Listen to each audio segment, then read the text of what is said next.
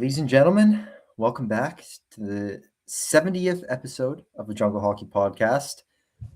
KIJHL Player Poll focus today. Joe, how are we feeling, buddy? I'm excited to see. I got a sneak peek of the first one, but the graphics look really good this year. Thanks, Joe. We look a lot more put together, I'd say. We got a suit and tie on instead of sweatpants and a hoodie like last year. So, yeah. Um, Still a bit of a ways to go, I'd say, on the graphic side of things. Like, it's very much a work in progress. Hey, man, at least we got graphics this year. Exactly. And then the fact that we got all these other guys doing like collabs with us with like sick graphics is also very helpful. So yeah, thanks. It is very, very helpful. But yeah, before we get into the KI polls, we just have a couple notes because there's been some crazy shit going on in the VI and the PJ. Just to start off in the VI, Joe, the Victoria Cougars. I mean, we saw what they did around the trade deadline, bringing back all these guys who just weren't playing hockey, making trades. It was crazy. They've absolutely loaded up. They're on a 16-game heater right now. They closed a 20-point gap on Peninsula and are tied with Peninsula for first in the South Division right now. Good Lord, man. What happened? Now, did they pick Peninsula, up some they must have picked up some nasty players or something. It was like all their best players from last year, like 3 of them just didn't play hockey this year and then just came back and they're all disgusting. And then they already were like a top 3 team. Right. So, Peninsula has clinched. They're tied in points, but Peninsula has a game at hand and has a tiebreaker. So Peninsula has clinched the South, even though Victoria made it ridiculously close. Yeah. But yeah, just mind-blowing that the run Victoria's on. Dude. And I would say it's pretty hard to argue them a bit, even against Peninsula being the favorites right now. Shut them out 3-0 the other night. It just makes me miss the old Cyclone. Because there's no way to tell how they stack up against a PJ or a KI team. Yeah. Like, I love that. I love the format of that tournament, man. It was so much fun. You get to play teams from different leagues. Like, yeah, I know. It's a shame. It's too bad. Hopefully once everything settles down and it's like proper junior B leagues, they bring that back. Mm-hmm. But yeah, had to give Victoria a shutout. And they also, the last time they played Peninsula before that 3-0 shutout, they beat them 4-2. So they've just been on a ridiculous run. And the VI playoffs are right around the corner. A few teams have 1 or 2 games left. So that'll probably be next episode. We preview that and the KI. Might have to split that up actually, but we'll see what we can do. Sure. And then as for the PJ, last night, I mean, we'll talk about some of the tier 2 stuff in a minute, but last night, Delta Coastal, 7-1 Delta with 14 minutes left, and Coastal fucking tied the game. That's ridiculous. Have you ever seen something like that in your life at like a solid level of hockey? 6 goals in 14 minutes? No. Well, 6 goals in 14 minutes while being down 7-1 or while being down 6 goals, let's say. Because like sometimes in like shit pumpings, you're going to get 6 goals in 14 minutes, you know? Yeah. No, I mean, coming back 6 goals. Like that's nuts. I've never seen that in my life. Never seen that. And then the ending when, I mean, Delta luckily holds on there, Owen, but the ending with, was it the backup goalie? No, it was the goalie who was in. The starting goalie runs down to like, if you guys haven't seen the clip, he runs down to go like celebrate, like after you score the overtime winner, like you always, get in a big group. And the starting goalie gets clipped by one of their players, like knee on knee, like it looks like an open ice hit right in the middle. And the rest of the boys are celebrating. And then there's like the pushing and shoving afterwards. I don't know if there's actually a fight. I don't think. No, there was no fight. It was just some pushing and shoving. But have you like watched the clip closely, Joe? I mean, as closely as I could, but I must have missed something because you were talking about something here. Well, Delta was celebrating. So if you're talking in reference to where the stands are, Delta is celebrating on the far side of the ice on Coastal's blue line. The collision with the goalie happens pretty much at center, nowhere near where the celebration is. And if you if I'm watching it right now, if you watch it slow, the player who the goalie runs into is hunched over, not even looking. He is the goalie targeting him? I think the goalie was trying to like spark a brawl or something because he was hunched over with like his, bent at the back with his hands and his on his knees holding a stick. And then all of a sudden, you just see the goalie go flying into him. Looks like he throws his own helmet off when he's on the ice. And then nobody on Delta sees what happens. They just see their goalie flying on the ice with no helmet, and they go flying over. Yeah. But I the don't get Coastal it. players, like, what's going on? Did Delta's goalie get pulled? Apparently they pulled him to rest him because it was 7-1. And they put the backup in. And then but I rewatched it. Oh, dude, the goals were not his fucking fault. Like, it was Delta ridiculous. just turned it off. Yeah, like there was a couple like nice shots that I guess he probably could have had, but for the most part, like not really his fault. Really? Luke Curtin and Luke Lakakis, I think both had 4 points and absolutely carried. Coastal Dude, played great. 8-7 game in the playoffs is ridiculous. Insane. Also in Tier 1, Joe, Langley up 2-0 on Chilliwack, the 6 seed against the 3. I mean, unless Chilliwack reverse sweeps, I think we might get it wrong here, Owen. Crazy. I did not expect that at all. Like, I expected Langley to put up a really good fight. This Finley Johnson kid they picked up partway through the year, he played like 30 games in the SJ to start the season and did okay.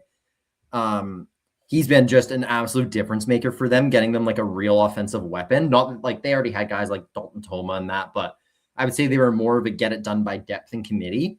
And they kind of have some of those top guys now. So Chilliwack tied it with 13 seconds left last night to send it to OT, and then Langley took him down in OT. What was the final there? A couple 4-3. 4-3. Yeah. So yeah, Tier 1 playoffs has been crazy. And then as for Richmond, like Ridge Poco has been pretty standard. I think there's only been one game. Maybe there's been two and I just forgot. But Richmond Burnaby, 2 shutouts, 3-0 and 4-0. Remy Cantoro for Burnaby has faced 100 shots in 2 games and has a .935 save percentage. Good for him. So MVP of the series by a mile, even if they get swept right now. Yeah. Even though Richmond's goalie is 2 shutouts, but yeah, ridiculous. Like, what Cantoro's doing is absurd. Get that guy some help, Burnaby. Come on. Like, he's playing his heart out for you. He's a 20 bomb. Get him an extra game or something here. Like, just take one. Do something to kind of pay him in back. 2 games, you said? Yeah. Good Lord. I mean, it was only 40, so they must have put up 47 in the next game. 57, yeah. 57. Yeah. I'm an accounting major. I can't do fucking basic math. That's ridiculous. But yeah, so that's I don't think like I said, Richmond Poco. I think it's 1-0, maybe 2-0. I haven't seen much about from that series. I think game 1 was 4-0 Ridge. Yeah, not a ton else to talk about there. Oh, one thing I don't want to miss before I talk about Tier 2 is shout out to Aiden Miller, Sycamoose Eagles, committed to the Albright Lions, NCAA D3. Yeah, congrats. Yeah, always good to see guys moving on. You don't get too many D3 commits out of the KI, so that's pretty cool to see. Yeah, so just wanted to make sure we mentioned that. Always good to see guys moving on to the next level. And then just a quick recap of Tier 2, it's done. Fully done. So I think only 2 series were done last time, Mission and White Rock.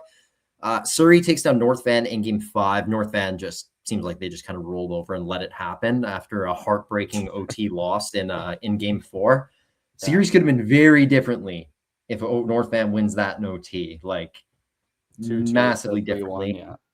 And regardless, I'm still very impressed with how North Van did in this series. They kept it competitive except for that last game. And then Cloverdale finishes off Abbotsford in 6. I was wrong on this one. I think I probably should have known better to take the Cloverdale Juju after what they went through at the start of the year. Didn't I take Clovey 7? Did I take Clovey? I think you took Clovey 7. You took Clovey for sure, I think in 7. But yeah, so mine's not looking great. Well, I mean, I'm 3 for 4, but they were pretty, like I think most people have the same predictions team-wise as me, except for the Abby Clovey. So yeah, congrats to Cloverdale, and shout out to obviously 2 20s on North Van and the 3 on Abbotsford, who are wrapping up their junior hockey careers. Hopefully it's not the end of the road for them, and we see them somewhere else in the next year or two, but as for right now, that's the end of their junior hockey careers, and obviously know how crazy of a moment that is. So shout out to those guys, and just congrats on the great junior careers. I think that's it, Joe. I think it's KIJHL time. All right, buddy. Alrighty. We can talk about the KI quick if you want to. Yeah, sure. Actually, I don't think anything's really happened. There hasn't been This is being recorded on the Friday before the final weekend of the KI. So obviously we'll have our eyes on the results here because if Chase beats Sycamoose, Joe. Yeah, that's a massive game. That's a huge that's tonight game. at 7. Yeah. Revy kind of controls their own destiny on the standings wise, the Prestige Cup. They have Oso and they have who do they have? They have Osoyus tonight on Friday, and then Saturday they have who is that? Sycamoose. So they kind of, if they don't get the job done there, that's kind of on their own fault at that point. Wait, so Sicky has Chase and Revy? What's that? So Sycamoose has Chase and Revelstoke? Yeah. So Sicky has Chase. So if they lose, if Chase wins, they're looking good, dude. Yeah, Chase has, who does Chase have on Saturday? I didn't even look. Or do they even have a game? Just Sicky, eh? Just Sicky. They only have one game left. 100 Mile, 2 games left. Oso, 2 games left. Obviously, Kimberly still needs to win. I think they have Bernie tonight. I'm not 100% sure on that one. Yeah, they have Fernie tonight. So that's Kimbo's last game. They need to win. And yeah, other than that, Owen, we can't really report on anything else. It's just kind of standings watch right now for the KI. Oh, good. But Owen, let's cut it over to the polls. This is going to be a video episode, right? Yeah. Okay, so we got a nice little tech genius Owen Elson as the beautiful slideshow. I definitely wouldn't call it that. Alrighty. Without further ado, I'm going to go to the last slide so we can get an idea of the representation. So 296 strong responses. I believe we had 398 link clicks, but this was our proper responses. Awesome. Even then, most questions only had about 150. So certain guys just chose to answer certain questions. But as you can see, Joe, 150 responses per question is amazing. We just got to say shout out to everyone for actually participating and making this a cool thing. Yeah, thank you guys so much, man. I don't think there's a lot of junior leagues that can say that they have a player poll. No, fuck no. That accurately represents their thoughts and stuff. I know some people are gonna fucking take it as a joke, do whatever. But seriously, it's so cool. I think if I was playing, I think it would be so cool for me to watch. Yeah. And see, Yeah, I'm with you, man.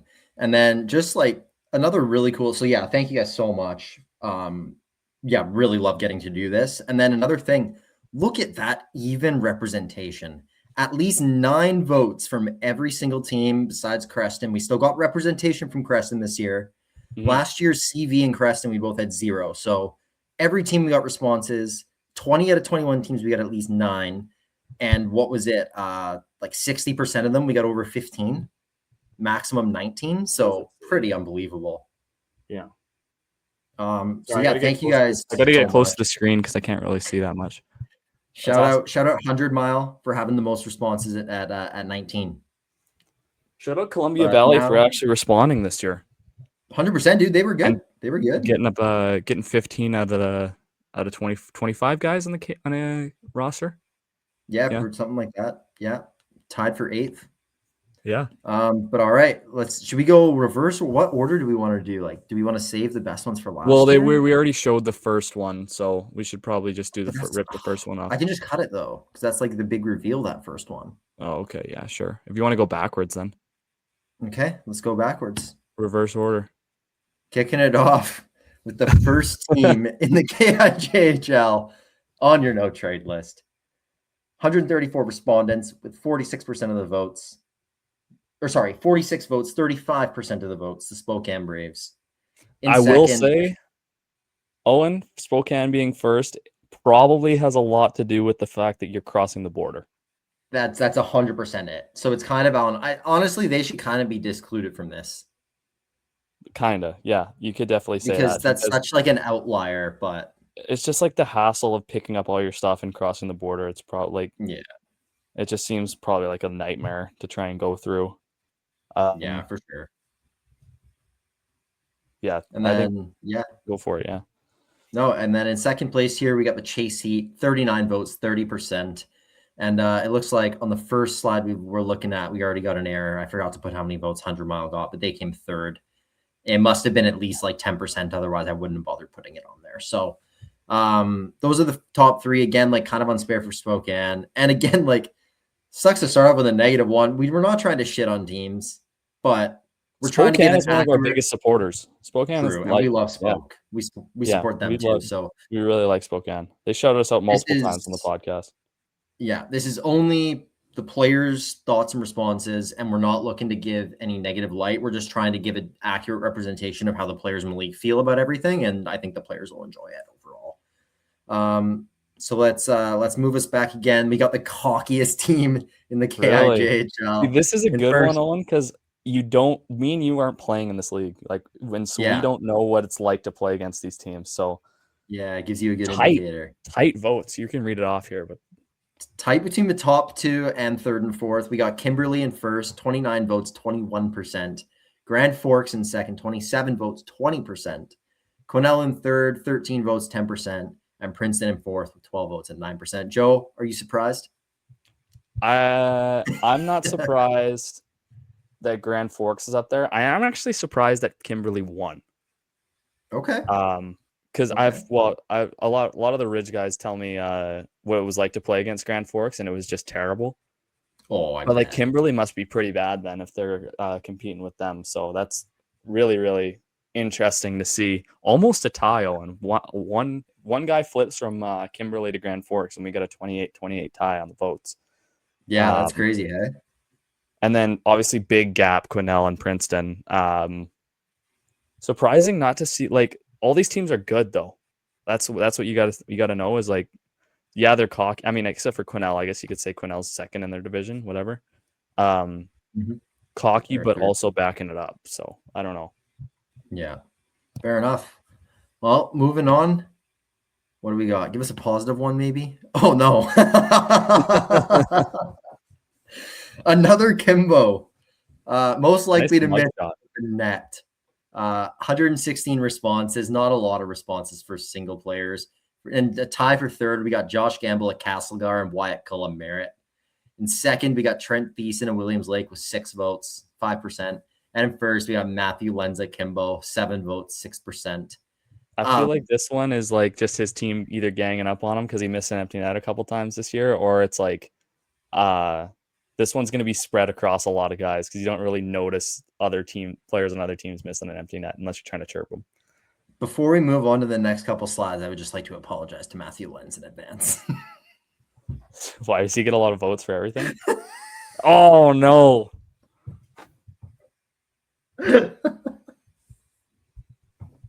So I think he had 7 votes on both. So it's probably the same 7 guys voting for both. All the boys got in a room and said, let's vote for this guy. That's funny. In third, we got Mario Rita of Chase with 4 votes. In second, Hunter Patterson and Grand Forks with 6. And in first, Matthew Lenz at Kimberly with 7 votes. Not much else to say. Those are 2 good teams at the top, Kimberly and Grand Forks. So you got to be part of it. You got to be doing something right. Exactly. Is it another Lenz? No, he's on here. Oh, I guess he's tied. So it was a 5-way tie. 5-way tie for first for the worst sty in the KI. In that 5-way tie, we got Matthew Lenz of Kimbo, Luke Beletsky of Spokane, Nathan Rosetto of 100 Mile, Dawson Harden of Kelowna, and Paul Vanden Elsen of Princeton. Boys, clean up the sty. Owen, evenly distributed across the divisions, so we could probably crown each guy for each division. Oh, true. We just need, which one would we need to, the Kelowna Princeton one. Kelowna and Princeton guys would tie for the bill, but Risotto of the Doug Burks, and then Spokane and Kimberly there. Poor Lenz. Yeah. I know. I actually feel bad now. I'm sure he the knows boys it's will all love it. it's all in He'll love fun. it. He'll Yeah, love it's exactly. The boys probably love him. Yeah. Now we got a good one. Biggest beauty in the KIJHL. Tied for second, we got a three-way tie. Devin Boyle of Grand Forks, Nathan Rosetto of 100 Mile, who's also on Worst Sty, and McGuire Nicholson of Revy. So 4 votes each for those guys. And with a massive gap for one of these categories, Matthew Hufty of Beaver Valley wins with 9 votes, 5 more than the next closest guy. Must be a great guy to play against. Must Apparently. be a great guy. No comment there. I don't really know. This is just kind of like reporting on guys we don't really know that well. So. We got the worst jerseys in the landslide. KIJHL. By the way, most of the ones that are worst or like negative are ones that the sniper wanted. Because we do this with the sniper. We would not be able to get anywhere near the reach we get without him. And obviously, he's a good friend of the show. So quick shout out and big thank you to the KI sniper for helping us out with these polls and for just being a beauty. He's collabed on us for so many posts. Since like day one too. Yeah. But in third, we got the Chase Heat, 11 votes, 8%. In second, the Kuchaslo Rebels, 12 votes, 8%. And in first by a landslide for the worst jerseys, the 100 Mile House Wranglers, 63 votes, 44%. There was 147 responses here. Joe, do you think that's accurate? I think that's, yeah, the mustard yellow, it just doesn't look very nice. And they're pretty rough. Yeah, there's one jersey that's okay. I think it's the one in the clip, the photo that you're showing. Yeah. Like it's probably average. But the rest, like the yellow and the gray ones are terrible. Yeah. Oh. And yeah, whenever they did one year where it was like a specialty jersey that we played against, and it was actually kind of cool. I think it was like a Hockey Fights Cancer one. Oh, which was cool. But that's I'm pretty sure unless they rebrand, 100 Mile is going to be up there pretty well every year. Seagar should be up, get more votes though, in my opinion. I agree. I don't know what the fuck people are voting there for. I think the whites are just kind of plain, but the blacks are nice. Mm-hmm. Okay, moving on to the next one here. The best jerseys in McKay. And once again, we see the Kimberly. I mean, this is the top 4. Like this is pretty undisputed, Joe. Yeah, I'd say this is like the best 4. You can maybe throw a little love to like, I don't know, Quesnel or Grand Forks maybe. Grand Forks are nice. Who else am I thinking? But no, you can read it off here. But yeah, we got Nelson in fourth with 14 votes or 10%. We got Revelstoke in third with 16 votes. Fernie in second with 19, and Kimbo in first with 22. So a very even distribution between each one. Only about 2 or 3 votes separates each, but they were the clear top 4. And Kimberly went on quite the run in these player polls, I got to say. Pretty iconic jersey, though, Dynamiters. They're so nice, those ones. Yeah. Moving on to the best GM in the KIJHL. In fourth, we got Andrew Fisher of the Kamloops Storm with 9 votes. In third, we have Ryan Parent of the Revelstoke Grizzlies with 15 votes. In second, Ryland Furster of the Kelowna Chiefs with 23 votes. And in first, Derek Stewart of the Kimberley Dynamiters with 43 votes, almost double second place, 29%. 150 responses here. Joe, your thoughts? Say what you want about Stu. He does love the team. So, I mean, I know sometimes like anyone's gonna get bad rep, but Stu loves his Kimberley Dynamiters, loves the team. He's been there for ever. I think I still have I think I still have a text from him from like before, like when I was in midget. So he's been there for a while, man. He definitely knows what he's doing. Ryland Furster's turned around Kelowna this year, like unbelievably. I don't know if it's been his recruitment or his trades or something. You have to ask someone close to the team, but Ryan Parent always going to be in the top running there. Revelstoke runs a great organization. Then Andrew Fisher in Kamloops. Sorry, I got it mixed up. Also great organization. So that's pretty representative of each organization and how well they're run. So I tier 1 teams pretty spot on. Also, like all these teams, GMs, the moves they've made this year speak for themselves. You look at the pickups Kimbo's made, the pickups Kamloops made, even Revy's made some big pickups. Kelowna getting Monroe. Like every single one of these teams has made huge pickups throughout this season. I would say Kimbo especially has made the most. That's probably And why so I think it's Stu's pretty gotten most of the representative. vote here. Yeah. Some of the trades Kimberly and like the acquisitions Kimberly's made is kind of propelled them to the top of the league right now. Obviously, depending on results this weekend, they could come second place, but yeah, I think be interesting to see. Yeah, for sure. Well, next up, we got the most annoying coach to play against in the KIJHL. And this, I would say only like it doesn't surprise me because people hate the winners, right? So in fourth, we got Chad Scharf of Fernie with 12 votes. In third, Derek Stewart of Kimberly with 14. In second, Levi Stewart of 100 Mile House with 16. And in first, with double the votes of second place, Dave Nadiak of Grand Forks, 32 votes. I mean, I would say everything we know about Dave, how his players, people in the organization, people in the city feel about him, we know he's an unbelievable guy, an unbelievable coach. So just want to make very clear, this isn't like worst coach or most hated coach. This is a coach that it's kind of like biggest rat. It's like a compliment, in my opinion, to win this.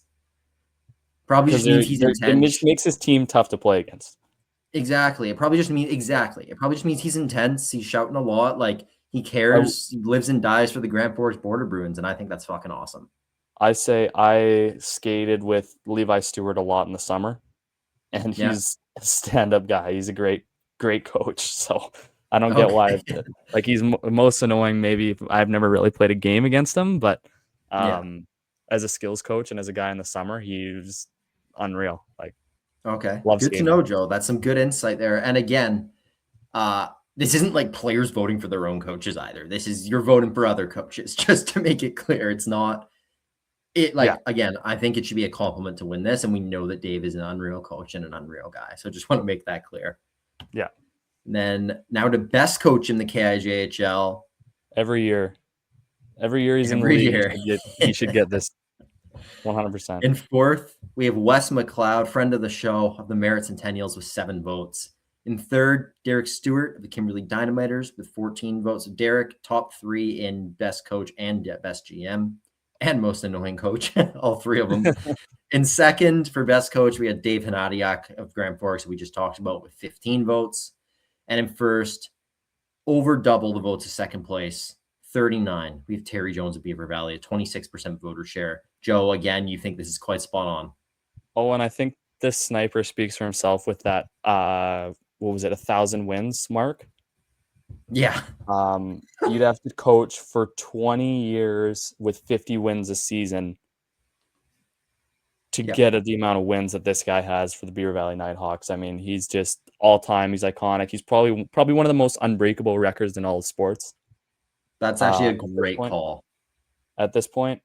And Beaver Valley hasn't always been a dominant team. Like he's been there for more than that was just an example, 50 wins for 20 years. I mean, unbelievable coach. I've heard nothing but good things about him.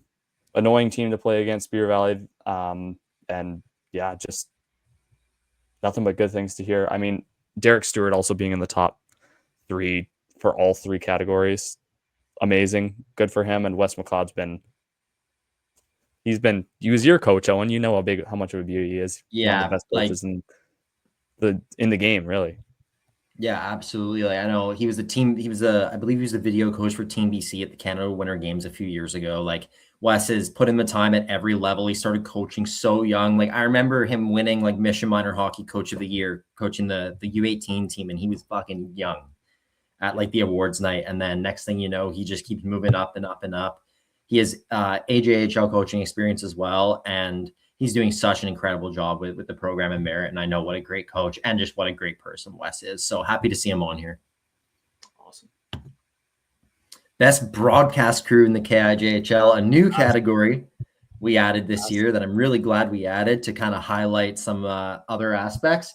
It also gives something positive for Spokane to be on the polls for, which I'm really happy about. So in third, we got a tie between Spokane with 18 votes and Fernie with 18 votes.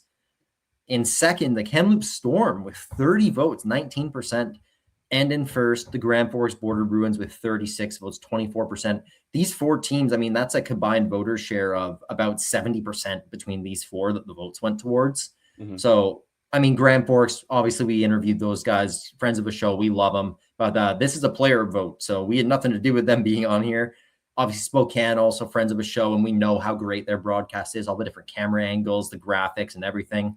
And then Fernie and Kamloops, I can't say I know much about their broadcast. Joe, do you? Kamloops has a really cool like widget, like what do you call that? Score bug? Is that what you say? Is that Yeah. is that the word? Sounds right. And they've always had good broadcast. They'll cut to like interviews in the middle, like after the game. Oh yeah. Like cool That's stuff like sick. that. So they have a good broadcast. As for Fernie, Fernie's always had multiple camera angles. Like they have like the camera up top. Yeah, but right. I don't really remember watching. I'll tune into a Fernie game. That'll make me want to watch a Fernie game. There you go. Good idea. And that through series there. with Golden's going to be a good one too. So Yeah, exactly. awesome. So, yeah. Well, on another unfortunate one, we have the worst atmosphere / fan base in the KIJHL. We got 158 responses for this one, one of our highest ones. In fourth, the Kelowna Chiefs with 12 votes. Kind of surprised by this. I know that on like event nights, Kelowna can draw up to almost 1,000 people. I don't know what their regular attendance is like, but I was kind of surprised that they were on this list. In third, the Spokane Braves, 25 votes, a big jump from fourth. Hey man, they've been pulling though the last couple games. Exactly. They've been pulling crazy fans lately. So maybe if this team gets competitive, you don't see them anywhere on this list next year. I mean, fuck, obviously the leagues are probably going to be very different next year, so I don't know how this will work. But in second, the Sycamoose Eagles with 27 votes, 18%. And in first with 43 votes, 30%, the Chase Heat. Joe, I mean, I can only speak. I've only been to a Chase Heat game on here. It was a preseason game, and it was fucking packed. I thought it was a great atmosphere. I actually love Chase's barn as well. Maybe that's just bias. It's not that they don't. I do like their rink too. It's not that they don't draw. It's that they're just not in the game. It's like Oso draws, but they are just. It's a library. I was just gonna say, like, it's definitely an older fan base, 100% Chase. Like it's 100%. So that does make sense. And again, this one does nothing to do with the facilities. This is solely based on the atmosphere to play in, basically as an away player, or I guess as a home player too. The only problem with Chase's rink is that the blue line is basically the top of the circle. It's so small, but yeah. Yeah. All right, moving on. I believe we'll have best. Yes. And this one was, I believe, the biggest voter share, or at least up there for biggest voter share. In third, we got Kimberly with 14 votes or 9%. In second, a big jump, the Fernie Ghost Riders, 34 votes or 22%. And over doubling Fernie for first place, the Revelstoke Grizzlies at 46% of the vote, 73 total votes. Joe, I'm sure you were not surprised by this top three at all, especially. And I will say, Owen, that Revelstoke has brought in a couple new things with their in-game atmosphere building things. Yeah, like the in-game experience that was not there when I was there 2 seasons ago. Going to a game that PJ teams need to start fucking doing, man. Dude, yeah. Getting the fans in the game. Awesome atmosphere. I mean, dude, like there's a reason all the players want to go back and watch the New Year's game. It's because it's packed every year. Like it's awesome. So it's, I gotta say, one of the coolest atmospheres I've ever played in. So are you surprised by the gap between Revy and Fernie? Because I thought I know Revy's unreal, but I thought it would be closer. I am actually. I didn't think Revy was going to get almost 50% of the voter share here.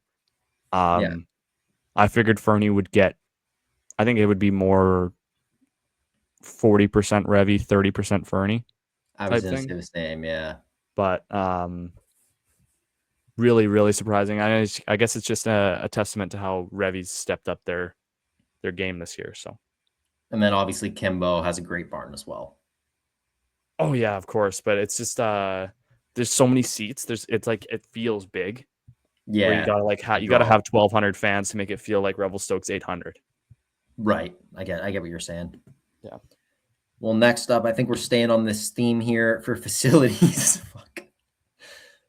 Worst facilities in the KIJHL. In fourth, the Beaver Valley Nighthawks with 16 votes or 11%. Man, I will say when you're in the away rink, like the away, it just tastes like popcorn. It smelled like because like you're right below you're right below the fucking concession, and it just Yeah.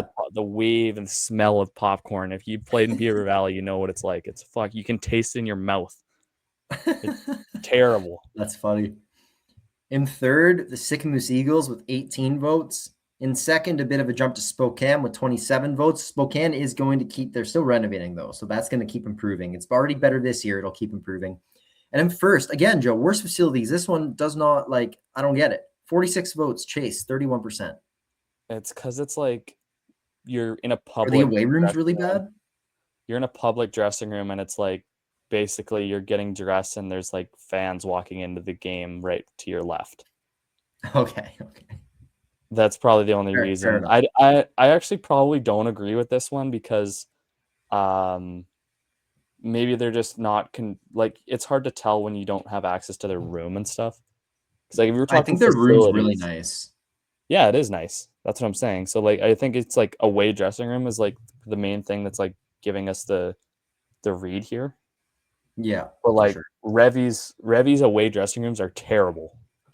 Yeah. And like they're not even close to the worst facility. So it's all perspective. Yeah, for sure. Yeah.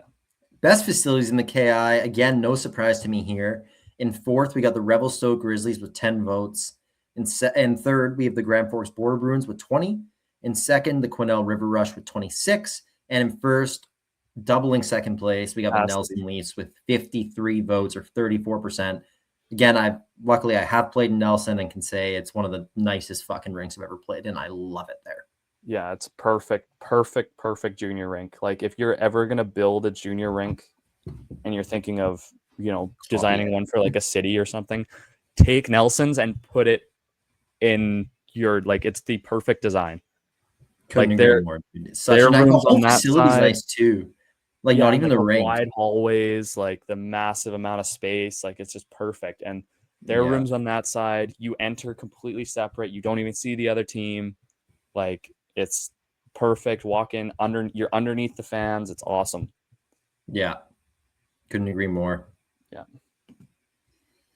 Most underrated player, again, one where I was a bit disappointed with the responses since they were all completely even, but we got a 5-way tie for first. Troy Horn of Merritt, Ashton Angle of Sycamoose, Cohen Bell of Kimbo, Ryan Williamson of Nelson, and Will Bell of Princeton. Joe, anything further to say here? I think Ashton Angle should have won this for sure. Okay. I didn't even hear about this guy. I remember discovering him midway through this year, and he was like over point per game on Sicky last year, and he's like around point per game this year. Like no recognition at all. So Troy Horn's obviously good because he played junior A before he came here. Same with Will Bell. Ryan Williamson I've actually never heard of, so I got to do a little more research on. And then Cohen I have no idea either. So just interesting to see. Yeah, for sure. Gives you just kind of trying to shine a spotlight on some guys who might not get recognition as often as some of the other, I don't know, I guess rated players.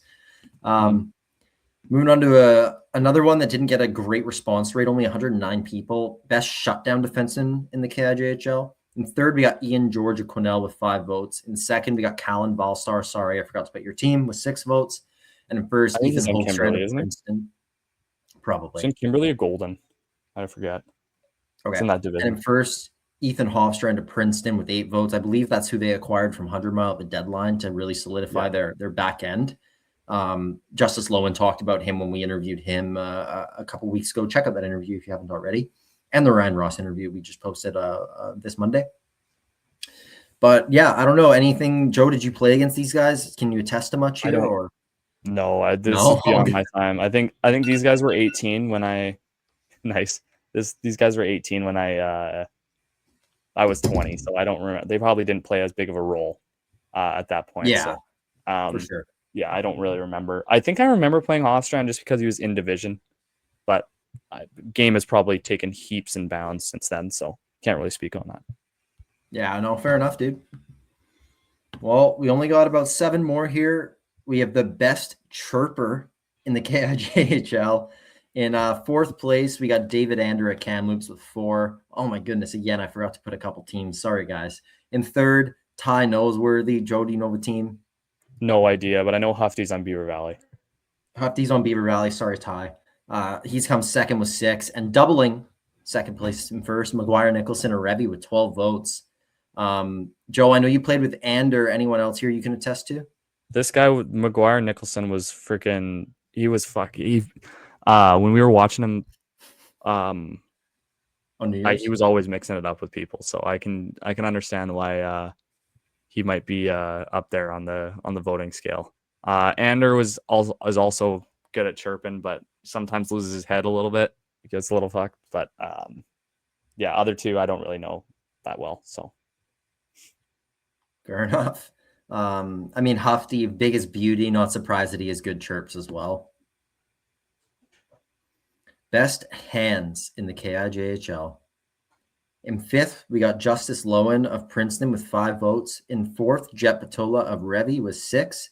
In third, Liam Monroe of Kelowna with 12. And in second, Brady Magarol of Beaver Valley with 13. In first, Asher Lucas of Williams Lake with 15. Not surprised by Asher Lucas leading this one. I think he might have won it last year or been very close to as a 16-year-old. I was going to say, I think he was second last year as a 16 bomb. Yeah. And then all the other guys on here are nasty too. So not surprised by this at all. Yeah, neither am I. The king of the jungle, the best fighter this is a big one, KIJHL. In fifth, we got Trent Thiessen of Williams Lake with 8 votes. In fourth, I think last year's winner, so very surprised he came fourth. With 9 Wasn't votes, in the league for a lot of the time, though. Came in halfway through the year. True. Good call. He was hurt. In third, we got David Ander with 13 votes. In second, Thomas Clark of Grand Forks with 23. And in first, beating out Clark by 1, we got Connor Granger of Kimbo with 24.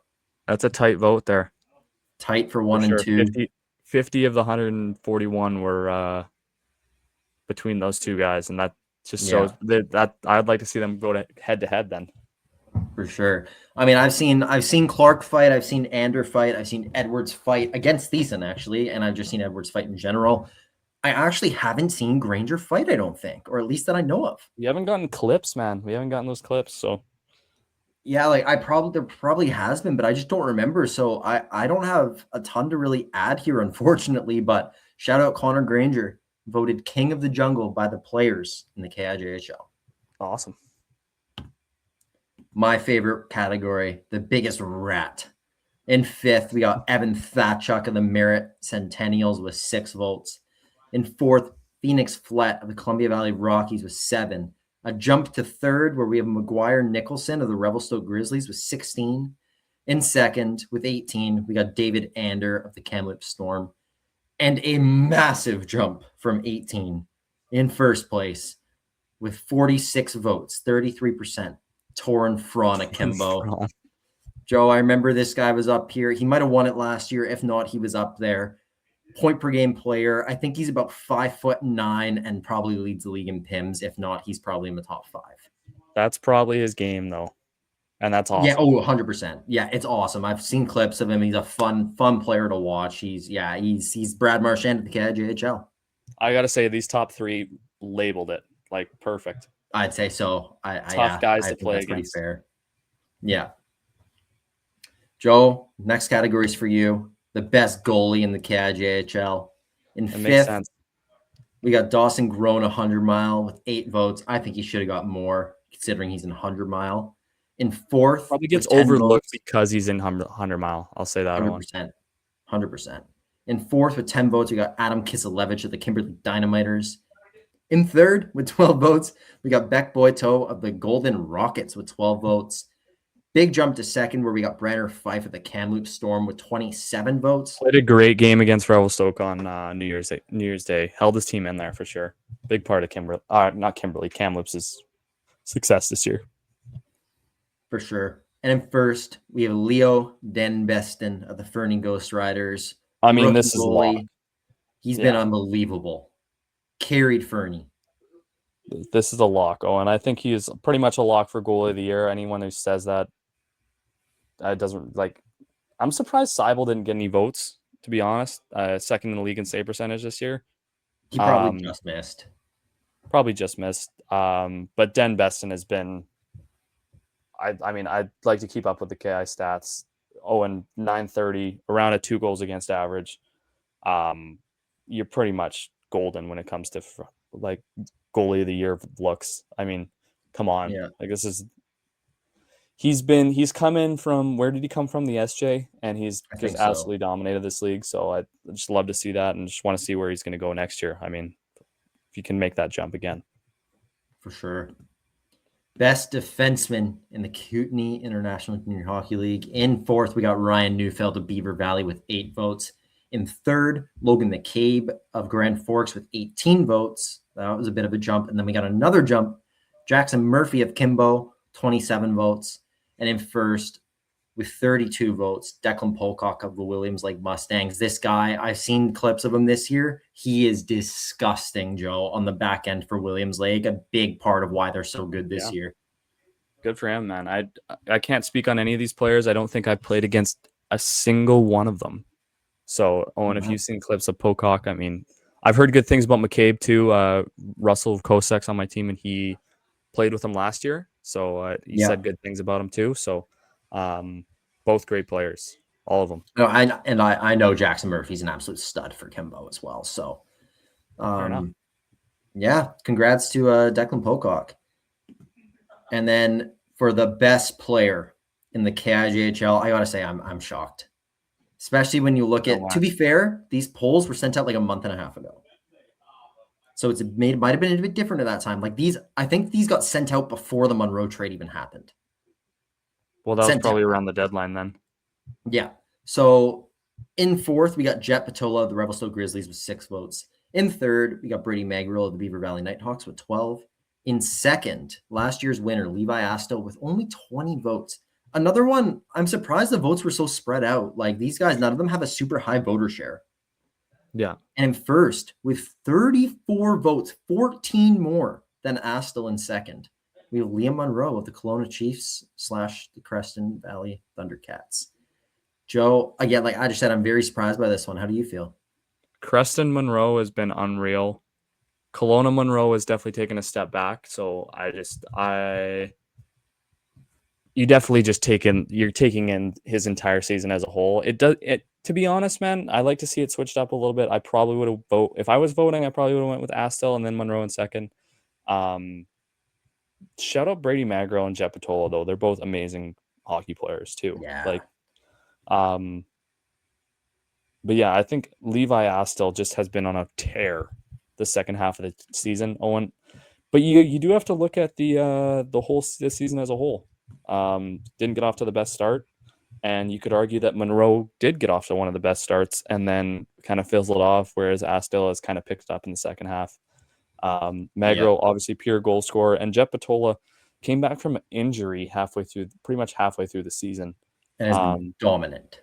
Very, very dominant also, but has, obviously less sample size. So honestly, the votes make sense. I'm not mad at that vote whatsoever. It is interesting to see, but I think it makes sense. I would have gone Astel, Magro, Monroe personally for my top 3 in that order. I just think it's clear how I think Astel's a step ahead of everyone else in this league, personally. Like I guess those other top end guys are close, but I do think it's Astel, and it's not just because he came on the pod. Like you just look at the numbers and yeah. But Joe, like that wraps it up. Nickname this year, I just don't think there was good enough data or responses. Like first of all, they were all lame, and there was like 2 responses per guy. Unfortunately, the last year's winner, the Rigtard, only played a couple games in the KI this year, so didn't see him on there. No nickname. We got rid of most overrated player because that one was a joke last year. And I don't know if anything else changed, but that's the KI polls, man. That's it. Let us know if there's any categories we should add next year. For sure. And just let us know your thoughts. How do you guys feel about this? How do you think the league? I mean, this was the player votes. So don't come at us for stuff. Just make sure, but give your reaction. Like, I want to know what you guys think. If you think some of these are way off or not. Like, guys who are playing in the league obviously have a much better idea of these things than me and Joe do, even though Joe played. It was a couple of years ago now. So Joe, do you have any other final thoughts to kind of say about the polls? Nothing, dude. Just the same thing. Thank you guys for actually responding and taking it seriously. Sending the link around to your teams, your teammates, and stuff. It's just something we like to do for the league. Like, obviously, the league's never going to do something like this. There's no players' association to run it through. So if we got to do it privately, we will. And it's just like it just makes just interesting to see what the players really think. Unbiased opinion, which is nice. So I really like this. For sure. I'm with you, man. So yeah, thank you guys all so much. Like the support really means the world. We're so happy that we're able to put something on like this and get such a good response rate. Like even when the NHL does it, like obviously I know there's 32 teams and like a ton of guys on each team. They usually only get like I think like 100 responses. So our representation is unbelievable that we get from the league. We're getting so many voices from every single team.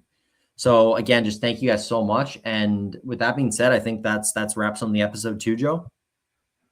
I think so. Yeah. Thank you guys so much for listening. All right. Yeah. Thank you guys so much for listening. As always, make sure to check us out on every social media platform. Check out the YouTube channel. This will be a video posted on YouTube. So we're going to post the graphics, but not for a couple weeks. So if you want to see everything, you got to listen to the pod. Check it out on YouTube for the graphics and on any other podcast platform like usual to stream it. Make sure you download the episode, please. Best way to support us. Interact with it and just stay tuned for all our social media content. It's a real busy time for junior hockey, but we've been plugging away at a pretty unreal pace here, to be completely honest, covering things. So plan to keep that rolling and excited for what's to come. Thanks, Joe. Thanks everyone for listening. Buddy.